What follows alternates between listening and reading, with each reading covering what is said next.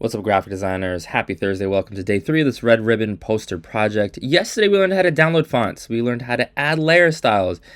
And during Lights Out, Tyler posed a really interesting question. He said, Mr. Drozd, why do we have to go to Dafont.com to download fonts? He said, why can't we just use the fonts that are already on Photoshop, that are already pre-installed? And Tyler, that's a great question. And there are some fun fonts in there because students in last year's class already downloaded and installed those fonts. So that's for sure. But also because we want your work to reflect you and your personality, and Dafont.com is a great way to do that. And so let's take a look at some of your work so far, then we'll talk a little bit about how to improve font pairings. And I really like Tess's work because I love the layer style. So she looks like she's got a stroke and an outer glow. Tess, I would encourage you to drop the noise, so you'll see what I mean in a minute.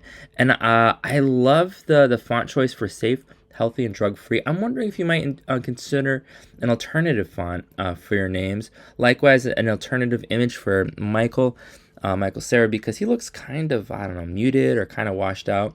Nonetheless, this looks really good. Well done. Wiley, this is great. I think that this is a very busy background, so we got text on text. You'll notice that this image behind Tyler says good design is hard to create, so it's going to take a while to really get the hang of it. It's really busy, maybe a somewhat more serene background, maybe with an arena. Also, this goes for Wiley, but for everybody.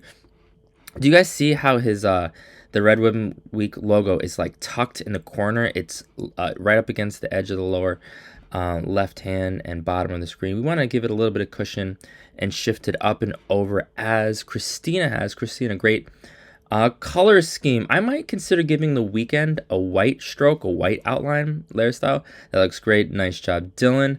Dylan, likewise for you, I would consider giving safe, healthy, and drug-free a white stroke. That's going to let it pop a little bit more because right now it's kind of hidden, but I like your font choice.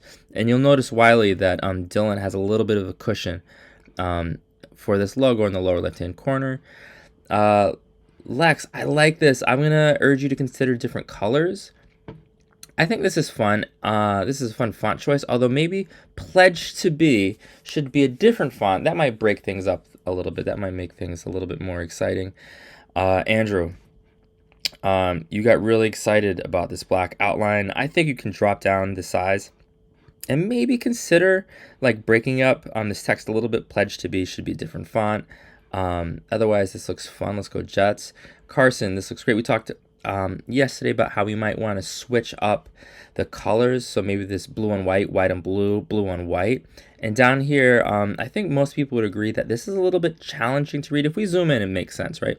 If we zoom out, it's kind of a challenge. Alex, we have bright red on dark red. We're always looking for contrast, so maybe consider a different background, different color choice. But I do like this Pledge to Be font. That's super exciting. Christina, you're a great kid, but I want to make things easy for you. So what you're going to do is you're simply going to copy and paste the text. And the reason I know that you didn't copy and paste the text is because there is no room 108. Or if there is a 108 room, it's not occupied by Miss Ramos. But nonetheless, aesthetically, this looks very pleasing. So again, as Tyler said, how can we choose good fonts? Tyler, great question, man.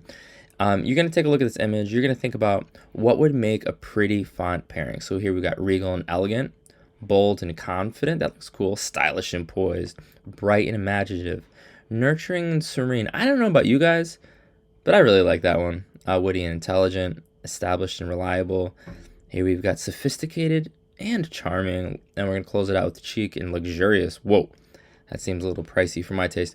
What you guys are going to do is you're going to think about these font pairings because why exactly are we doing font pairings? Because it makes like the visuals more exciting, more interesting, and because good design is hard to create, we're going to practice. Ladies and gentlemen, can't wait to see what you guys produce today.